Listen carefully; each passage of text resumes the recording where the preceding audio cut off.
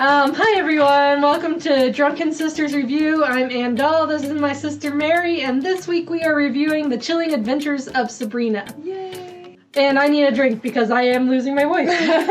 We've actually been talking a lot. Even though you're just coming in on this, we've been talking for weeks by your standard. The Chilling Adventures of Sabrina. I think we both watched Sabrina the Teenage Witch, old school with the Melissa I watched Joan the Hart. original movies. Even Oh yeah, I remember the original movies. Yeah. Totally. I think I have a couple of them on DVD for nostalgia's sake. Yeah. And I think these have been on Netflix for over a year now. Year and a half, maybe two. Two and a half. Two, I think. I don't know. Because we're 3 seasons in. Yeah, and, but they did like winter seasons and Christmas seasons and like stuff like that. No, they would do a season, then they do like a Christmas episode. But they're like they're like British. Yeah, I think seasons. I think it's not quite every 6 months, but I don't think it's one a year. Right. And so we decided to kind of do this one. This is our Halloween one, right? No, this is the week after Halloween. The week after Halloween. Okay, this is our week after Halloween special. And I think part of what brought it on is recently Netflix has said that they're going to release at some point in 2021, as all release dates are currently some point in the future, doing a final season of Sabrina. Potentially not the final season, but the final season with Netflix. Oh, that's right, yeah. Because the last we heard, and it may be different by the time this airs, God knows. HBO was looking into the possibility of picking up Sabrina. The only worry I have about HBO picking it up is HBO usually tends to add pornography into it, which I'm not entirely against pornography. I'm just saying it would kind of ruin this particular show. I think it would be kind of... I don't think they could go completely pornographic, like the complete nudity like HBO does. I think it would be almost like when Lucifer switched from Fox to Netflix, where it was a little more like, but not like full frontal. Yeah, which I think you could do that absolutely. And Sabrina already has, like, you see Lucifer's butt like half a dozen times, like. And now that's really confusing since I was talking about Lucifer the show too, but Lucifer I also haven't watched the most recent season in a while. In the season where Lucifer looks like a man instead of like a goat demon, he's naked a few times, and you get to see his butt full on like 3 or 4 times at least. Oh wow, it's been a little while since I watched that one. So unlike the mid-90s television show, if you have not seen Sabrina, the new Sabrina, but you've seen the old one, they're nothing alike. Not at all. So the mid-90s TV show was very much a TGIF sort of style. It was very lighthearted, very campy, as we've said before. It was not meant to be great acting. It was meant to be jokes and just to be silliness. Yeah. And it was meant for preteen audiences and not remotely satanic in any way, shape, or form. It also had a failure to have consistency in storyline. Like it would just suddenly bounce all over the place, and they would switch out actors sometimes, and they reuse actors for different characters, and it was just... people were watching it, so they kept going. TGIF style show, and it was fun. And it's like, considering how low budget, how little precision, how little control they really they had over it. It went on for such a long time too, but I think it was just because it was so cheesy and so silly, and it was magical. Weird episodes where like the violent femmes are on there, and you're like, this is. Right. Like, you didn't catch it when you're 12, but when you're 20 and you're like, because I was listening to music at that time, and I was not a Violent Femmes fan, because they always, the way they sing, they sound like they're about to throw up with the way they say certain words. Like, that's how the majority of their lyrics are about masturbation, so, I mean, there comes a point where you just don't have the when that episode came out, I was actually like, oh god. At the same time, like Salem's character in the original show, he tried to take over the world. And he made some really sexist, sex-based jokes, Yeah. Wasn't at some point like Harvey or somebody addicted to drugs or alcohol or something? I don't remember, possibly. To do one of those PSA moments. That one was wholesome in comparison to the new one. But when they first announced that they were remaking Sabrina, I was like, oh god, this is gonna be probably really horrible, or at least really horrible to an adult. I was willing to try it. I was planning on watching it no matter what, to give it a chance. Well, I heard that it was going to be horror based. It wasn't going to be the well, creepy thing. when they first announced, they didn't come out with that. that. They just said that they were going to remake Sabrina, and that was the big news. And everybody's like, "You mean this Sabrina?" What? And then eventually, because a lot of people were like, I can't really see the Sabrina the Teenage Witch TV show that we're used to. Oh yeah, they could have never being like remade. redone it like that. Yeah, and so everybody was reacting really badly to it because they were thinking of the witch, and they were like, no, we're talking the comic strip, Sabrina the Teenage Witch, which I know jack crap about. Which, for those who don't know, was originated in the Archie comics and then spun off.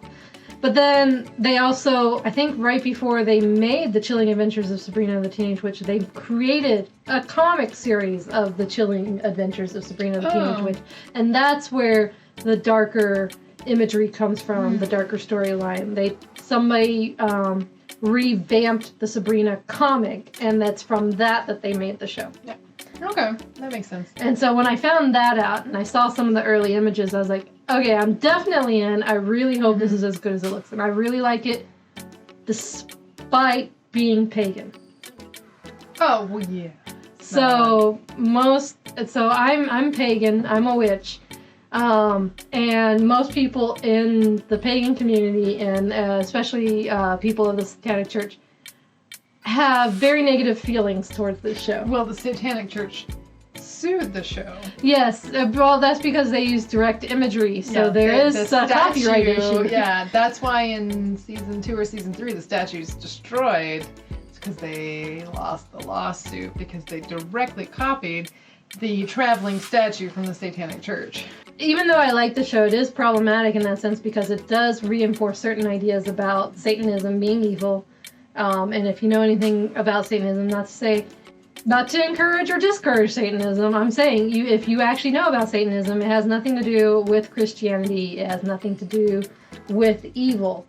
That is more of a sensationalized bastardization of Christianity than it is of the actual Satanic Church. But it continues that dialogue that Satanism's evil and they worship the devil and all that stuff, whereas they worship the concept of free will and to go against the system if the system is a system that is negative and all that. I don't know much, if really anything about the Satanic Church, but would I hearing that, if that is really the way they feel, they would definitely be pissed off about the show. Right, and then along those lines, season 3 goes into making pagans out to be evil too, and even though they kind of turn towards a different kind of paganism to save them, and so it's like, I'm vaguely insulted. I still love this show, but I'm vaguely insulted.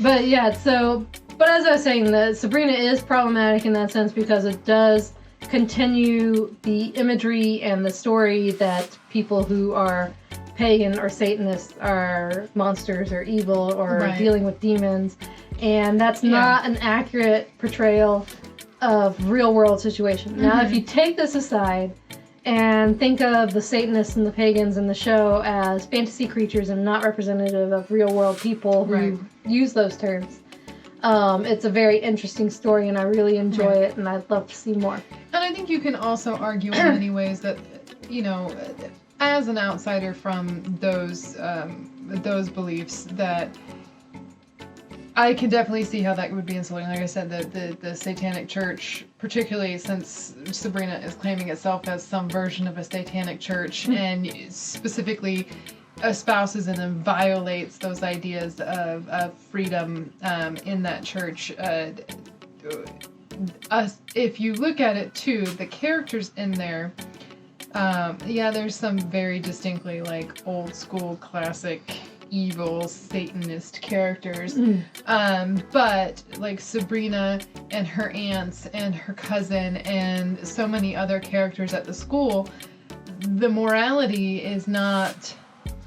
No, it is not the traditional Judeo-Christian button-up, laced-up, but the morality is gray. and doesn't really. It's not about. God, what am I trying to say exactly? Well, I don't know what you're trying to say, but one of the things I would say is that what I really take from Sabrina is that it's a story of how humans in particular like to buck one system to create a new equally subjugating and controlling and confining system. So like they became, the history of their coven, of their church, is that they left Christianity because it had all these rules and it was controlling and it was cruel and it was all this stuff. It was subjugating women in particular and making them, all this stuff. And then this idea that the Satanic Church was going to free them. And then they built up a new system, and got trapped in the same stuff but with a different image. Yeah. Yeah, exactly. And I think there's a lot of commentary that people who are maybe a little bit more sober than we are could really come into, as far as that aspect where it's like these two in the show, these two conflicting but actually really parallel church systems of if you take Christianity to that very strict old school puritanical styling, which is what they're after, because they're not really promoting that either in there, because you have the human world is representative of that strict puritanical Christianity idea where you fit into your box and you don't get out of it, or you're punished and you go to hell. And then you have the satanic box in the show as well that is really just the same thing as that deeply puritanical, they have a lot more sex and they do more drugs and stuff, but you're still trapped in your box. Yeah. And you're still not allowed out of that box. And so I think Sabrina'S character is the one that's sitting there going like, you guys, neither of these things are cool. Right. And I don't have to be evil. I don't have to be pure. I have to do life in a way that makes sense. And and I guess Aunt Hilda is kind of that way too. Yeah, she is kind of outside the system, but I think she's still trapped by the system. Yeah, I feel like she's more like her outside the system is more incidental. Like she's not consciously choosing to be outside the system most of the time. I think in the show she starts to be more so. Yeah. But like a lot of the things she's done that caused her to get to that point beforehand that made her get excommunicated and stuff like that, they were accidental. They weren't conscious choices to be outside the system. She was a people pleaser, and that's kind of what led her to, and she was interacting with people who were inside and outside. I think she was a people pleaser, and I think that's definitely there, but she also sits down and I think that doesn't give her enough credit in her life in a lot of ways, because her people pleasing, yes, that's a problem. And there's definitely stuff that she got beaten into submission in certain ways, but she's also incredibly intelligent and incredibly capable. And she makes choices to protect her family. Yeah. I think is the biggest aspect. And so and I would say there's power in that. And I like her character, but I do think that at least early in the show, her choices are not as active choices. She makes choices within what people make available to her. I think so, but then you see little insights. Even in the first season, like she chose to go with Sabrina'S mother, and she chose to. But that still falls within what people make available to her. You think so? But she probably just as easily turned around and told Zelda. She could have just as easily gone against it. She could have just as easily said no. But she knew something was deeply against what she'd been taught to do, and she went to do it anyway. I get the impression though that she wouldn't have had that connection to the mortal realm. The mortal people. No, but if she hadn't been made available through her brother marrying them. I get that, but she made the choice to actively go against literally everything she'd been taught. Yeah, but at the same time, I don't think a lot of the way she reacts to when she gets in trouble for it, when she announces it. she's like, I didn't think much of it. I thought it was just a mom who had worries. I thought, and so like to her it was just no big deal. So okay. But that can also be her trying to save her own ass in the Yeah, church. but Just it's saying, like, possible. Oh, I didn't realize when I played. It's possible, but nothing else that she's done suggests like. Except she's so knowledgeable. She's Yes. so aware of everything that goes on around her that she almost feels like a character that she plays her part and she plays it so well people don't realize what she's doing in the background because she's willing to go behind everybody's back and do her own thing. So it is possible, but I don't think that they've definitively shown that. There are little things that I could say do support that a little bit, like when she was helping the ghost kids, and she was like, you want revenge. Yeah. Or when she killed the one witch that was messing with Zelda.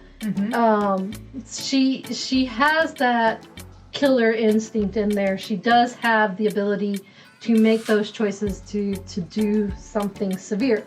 But I also think that that's only when pushed to a certain... Right. I think otherwise she just kind of floats. She just kind of... I think that... I don't know. I've known enough people that pretend to float. And you know what's going on behind there. And once you realize what's going on behind their head, then you don't always trust the people that float anymore. And I think she's a benevolent floater, in my opinion. She doesn't want to have to stick her hand in when she doesn't want to. She wants to be more positive, but she's aware of everything that's happening around her. And when she's ready to step in, she's going to step in. And it's not going to be on her behalf. I think that's the thing, is she doesn't step in on her behalf. Right. I do think that if we do get that 4th season, we might actually get to see that. Like, that will be clarified one way or the other because of what happened with Cersei and Cerberus. She was pushed into, like, she was pushed beyond anything in that moment. So I think that even though things kind of got cleaned up and got better at the end of the last season, I think that she now has it in her to be more outwardly that person. Like, she's reached her point where she's like, I'm not.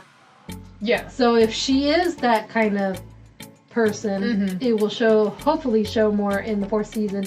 But I don't know. I don't feel like there's been enough. Like, I do feel like there's been character development and that she started to break away and she's dating Cerberus and she's in a different room and she might, all that stuff. She's pulling away from her sister to be her own person.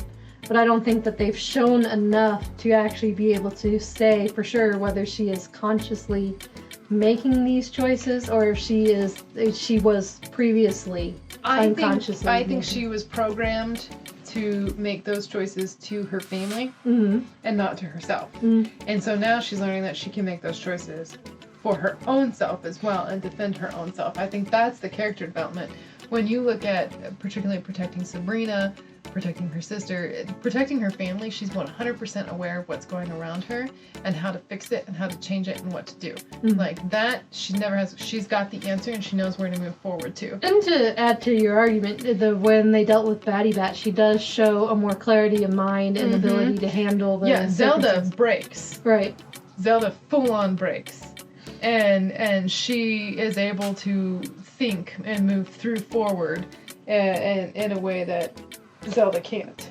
Though, to be fair though, Zelda's trauma I would find her trauma in the dreams more than... so she lost her sister, period. Whereas it was more of a horrific annoyance is what I think it's different though, because it's not a horrific annoyance for her, it is the complete loss of her anonymity. Or not her anonymity, her independence. Thank you. I do think it's still a horror and still a trauma, and she showed a clarity, but it was a continuation of a trauma she was already experiencing. She was already acceleration of a trauma she's already experiencing.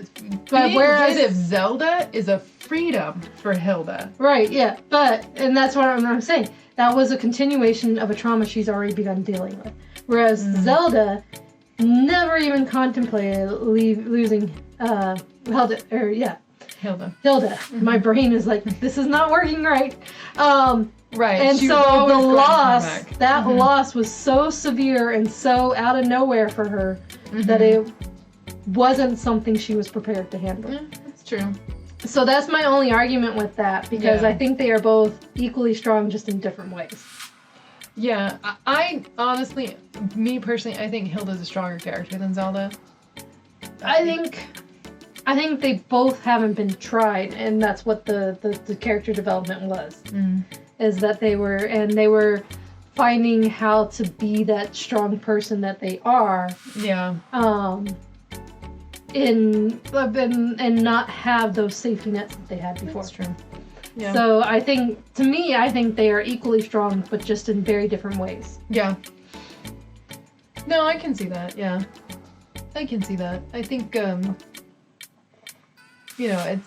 guess it's easier to see Hilda as somebody you want to associate with. Right. Hilda's a nicer person. Well, and so what I see is that they're opposites too. Is that Hilda was the open-minded but not whereas Zelda was the other way, where she was closed-minded but she was very self-confident, actually though, Zelda is super unconfident. Like, Zelda is broken as a person. She has but she has learned how to speak up for herself, which is what Hilda needs to learn to do. She feels that she has power in comparison to others, but she is when Zelda is scolded in any way, shape, or form, and she's done. Right, she crumbles. But crumbles. That's something. And that's partially because she hasn't experienced it as much as Hilda has. Yeah. But I feel like Hilda is finding that outward self-confidence that Zelda had. Zelda had outward self-confidence. But she's gaining that open-mindedness that Hilda had. So they're kind of gaining each other's features, and that's what's making them stronger characters. True. No, I can see that, for sure. I guess going to Sabrina too, like Sabrina has the advantage and disadvantage in her character as being the heroine. Yeah, but I have mixed feelings about Sabrina, and I think that it works for the show. Yeah, I mean, it keeps the show going forward. Like I said, the advantage and the disadvantage. She's both the hero because she's going to ultimately do the right thing, but she does some really shit things on her path. I was going to say, I'm not sure thing. you could actually call her the hero, because that's the problem, is she is the main character, and she does heroic things, but she also does some really crappy things. And that's what's making the story, is that she is not good. She's not evil. Well, and that's the whole point. The entire point of this thing is the moral greatness, yeah. What is morality and what does it mean? Right. And there's definitely things in there, so many things in there where you're like, well, that ain't moral, like that's wrong, and it ain't gray.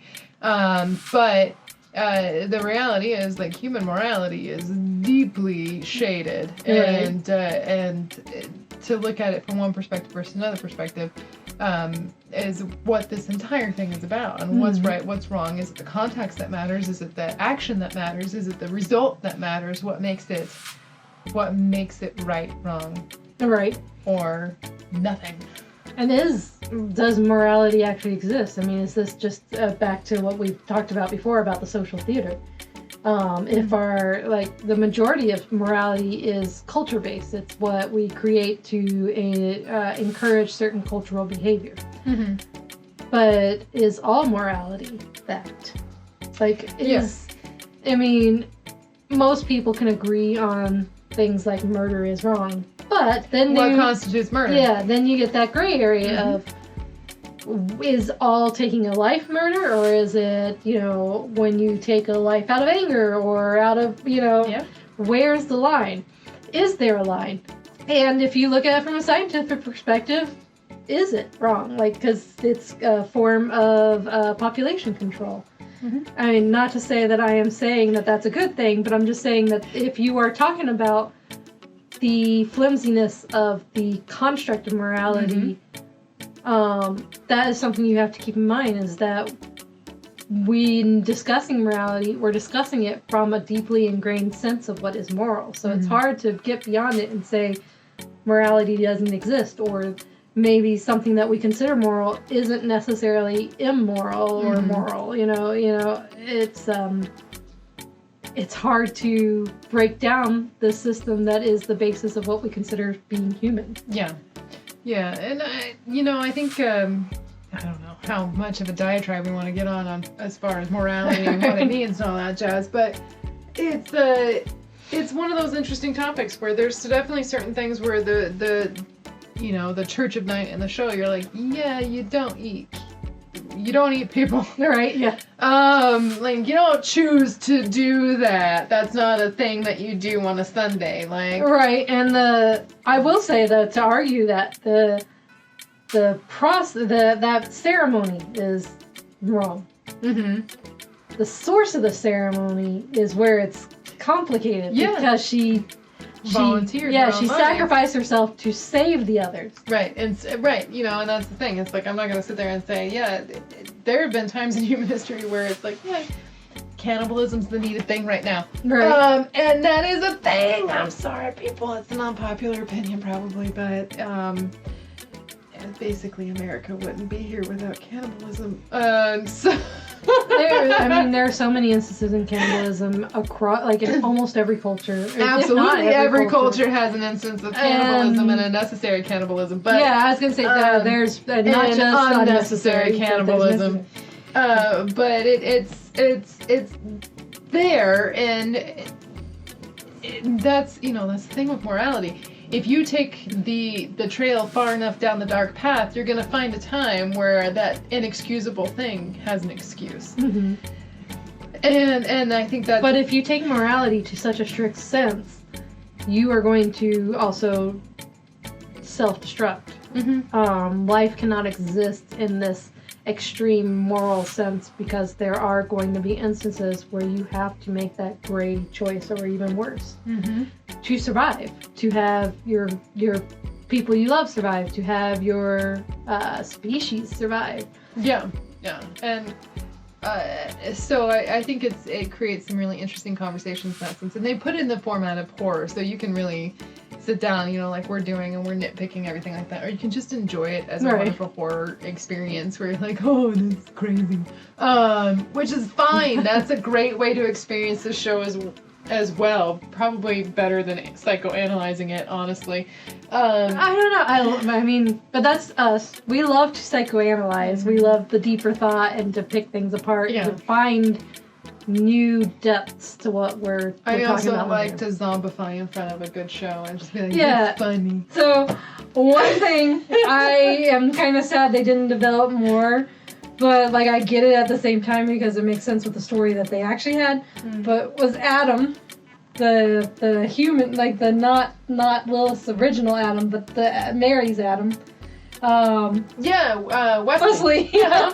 He will forever be Wesley from Buffy. Everything he shows up and he is married to Willow. Is he? I didn't know that. That's weird. Because they will always be Wesley and Willow, so it's weird to think of them married. They have kids and everything. I actually liked him as Adam, and I was kind of rooting for him, and I was really offset, because, part of you're like, yeah, he's cool, and then the other, I was always waiting for him to turn, nasty. That's what I was waiting for. And maybe it was because he's kind of, he would, thinking of the original Miss Wardwell, who's dead. All right. But he came back in, and he was just like, we're gonna come, and I'm gonna go, and I'm gonna come, and I'm gonna go, and I'm like, you're kind of a dick. And in that essence, I did not like him. Yeah, but you don't, you kind of get it, but you don't have enough of the backstory to actually judge on that one, because it might have been that he was already a part of Doctors Without Borders, and they became a part of each other's life after that. Right. I don't know. And it's just a vibe. So there's not enough, and and that's because they want you to kind of get that vibe for Lilith to be like, that's what you are. You are, and then every time she's like, oh, so you're like, and she's like, no. whatever you want. That's true. So I think that they wanted you to kind of feel like he was going to Right, turn and that then other... at the end, he was like, no, I want you to come with me. I want to be with you. And when she said, I didn't want to marry you, and he's like, he looks like he's about to get really upset about it, and he goes, that's okay, because that's not what this is about. I want you, and if you're not okay with marriage, then that's okay. Right. Because that's not what this is about. Marriage to me was going to be, we're together, we are promising each other that we're going to be together, and that's all it is. And that we will continue to be there for each other. So if you're not okay with the structure of marriage, I'm okay with that. Yeah. Which I love, because that's kind of what Chris and I were like at the beginning. We did eventually get married, and it was more for paperwork purposes, because we were going to stay together anyways, but I don't believe in the legal institute of marriage. I think that causes so many complications. So when he did that, I was like, I like you even more. And then he's gone, and I was actually kind of hoping that they would continue his storyline to the point that he found out Lilith was Lilith. And to see, because I know that if that were to happen, he would actually turn. Like, there would be a point, because there just can't be the redemption of Lilith with the way she is and everything. Yeah. And the way the show is. Yeah. So I wanted to see that. I wanted to see a little more of that play. I wanted to see who he would be under the extreme circumstances. Yeah. And it was Wesley. So, I was getting a kick of the fact that he was there, and I wanted to, and he was, and you kind of wanted him to be there. And so, a lot of times, and he's popped up in other things, I haven't really gotten attached to his other characters. He usually ends up playing, a total asshat. Yeah. Yeah. And so, and I was and I think that they were playing on that. I think that's part of why they picked him, is because they wanted you to get that feeling you had, like Lilith was supposed to have in the show, that he was going to turn out to be that total asshat and disappoint her and give her reason to want him dead and everything. And he never did. And so I wanted him to last longer. Yeah.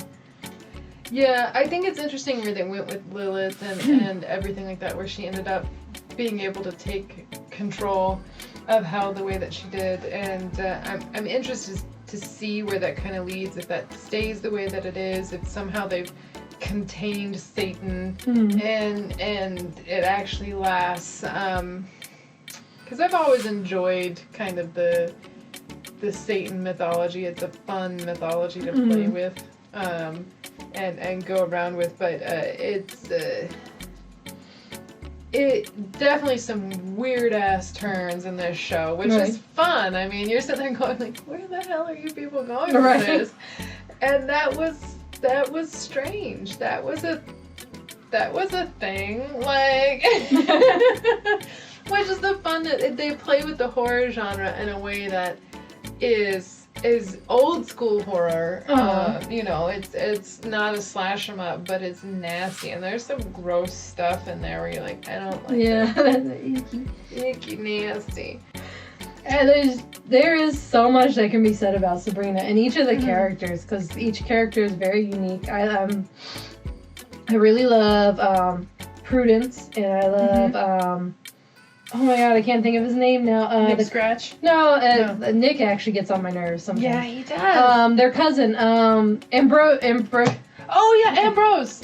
Yes. Ambrose. He's I'm cool. I like him because he's emotional and mellow all at the same time. Right. He's a little bit broken, but in a sweet way. And he maneuvers through the greatness and the morality a lot more smoothly than other characters. Part of that, he tried to blow up the Vatican. He's had a lot of time to think through, yeah. Yeah, he's learning his lessons. Right. Well, and I think because he's had to have a lot more, in that just thinking. I mean, that's a lot of people avoid really thinking, looking within, because they have the ability to go out to do things, to hang out with people, and he has that taken away. He has no distractions. So he has to have had, and that's part of why in the third season too, that he's one of the survivors and hasn't gone completely nuts in that one future edition or future version. Yeah. Because he already has that background in being able to handle that solitude and that. Yeah. Well, and I think not only that, but he ended up in a place where I think a lot of people don't have when you get stuck and you have to go backward and you get pushed down. After making a massive mistake, he has somebody like Hilda. He has the family that, as dysfunctional as they often are, that are still supportive of each other, that are still going to be like, yeah, you screwed up, you jacked up hardcore, learn your lesson, and move on. And then he has, because we don't know exactly when Ambrose got put into house arrest, but it's been a significant period of time. So he may have helped. Which is weird. He may or may not have helped raise Sabrina. Like, that's kind of unclear at this point. At what point he came in. Yeah, and I don't know how much of the house arrest was necessarily with them. Right, if that's more recent, if he got... Right. So, it's sort of unclear exactly. It's kind of Ambrose and Salem are sort of separated... because the character of Salem in the original show was under house arrest. Right, yeah. And I see that too. Yeah, it's like they decided to, instead of having a talking cat, which I think fits better for this. Yes. Even though Salem does talk the first episode, you get to hear him talk. He says a couple things. Right, and then from then on out, only Sabrina can hear what he's saying. Or not Golem. Yeah. Golem and Gollum are different things. Right. And so I noticed too that Ambrose is the split of that character. Forgot where I was gonna go. I feel like Ambrose is kind of there to actually be the angel on her shoulder most of the time. He's the voice of logic. Yeah, he is. He's the one that comes in and he's like, this is wrong. You've done wrong. You've crossed the line. Right. And you need to fix it. And which is interesting because he is that, and this is why I say he moves that through that moral grayness a lot more smoother. He has a concept of where that line is, though. And they don't give you a clear understanding of exactly what happened when he tried to blow up the Vatican. No, they're just like, he tried to blow up the Vatican and this is very wrong. And you're like, well, yeah, of course it is. But you're like, but I mean, you people eat babies, so what exactly what happened? Yeah, you do kind of, and I'm wondering if it's... you guys all halt the crap. I imagine the Church of Night was like, you almost exposed us. Yeah, I was going to say that was probably, and that was probably the intent of it too. But that's not the lesson that Ambrose has learned. Right. Is what I get from it. He has a real, legitimate moral compass change. But that's because of he discusses it a little about what caused him to get there was that he was misled by a would-be father figure, and he was again with Faustus. And he recognized it because he had been there before. Since there is so much that we can talk about Sabrina, and we have a limit on time and everything, and we probably make these videos longer than people actually want to watch in the first place, we're probably going to stop it there. We like Sabrina. There are issues from a outside cultural standpoint that some people may not be aware of, so understand that there are some people who are against the show because of that. But from an enjoyable standpoint, from a creative standpoint, if it weren't for that, I would completely love Sabrina. From somebody, as somebody who's not an outsider and not culturally affected by the content, I did find it because I enjoy basically playing with all mythologies of all kinds, so it doesn't bother me. But I really enjoyed that. It's horror. If you like horror, it's really fun because it's fun horror. Everything kind of gets resolved more or less. There's definitely some fun stuff in there. Humor. And the characters are complex, and it's just you should watch it. Just be aware that it's not accurate depictions of Satanists or pagans. Right. Or history, or Christians, or... It's not really accurate in any way, shape, or form. Don't take it serious, and don't use it to inform your ideas of people who actually exist. Enjoy it as comedic horror. Yes. That's the way I would go. It's comedic horror, and enjoy it that way. So we'll stop there for this one. If you like the video, please hit the like button. If you want to see more videos like this, hit subscribe. We'd love to hear your thoughts about Sabrina, about our videos, about things you'd like to see. Just put them down below. Be nice, be respectful, and we would be glad to respond to your comments too. Yes, please. And next week we will be talking about the book, The Deadly School? Deadly Education. Deadly Education, sorry. The Deadly School. That's a terrible title. Yes, No, it is. I was like, that does sound Deadly right. Education. Deadly Education.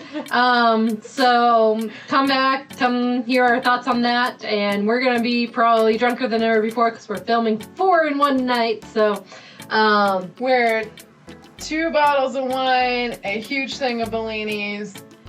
yeah. So we are definitely gonna keep going, and hopefully you'll come back to hear more. Yeah, that's what we got. So bye. Look, we are all absolutely stupid and spectacular.